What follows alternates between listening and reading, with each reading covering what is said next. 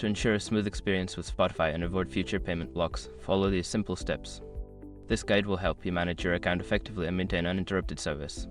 Step 1. Update payment information. Before filing a refund or dispute, use the SROC.com link in the description to open the refund dispute deadline calculator and confirm your deadline. Step 2.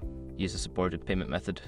Make sure you are using a payment method that is accepted by Spotify in your region. Check Spotify's website for a list of supported payment options. Step 3. Monitor account activity. Keep an eye on your account activity for any unauthorized transactions. If you notice anything suspicious, report it to Spotify immediately to prevent potential blocks. Step 4. Maintain a good payment history. Consistently pay your subscription fees on time. Late payments or declined transactions can lead to account restrictions, so set reminders if necessary. Step 5. Contact customer support.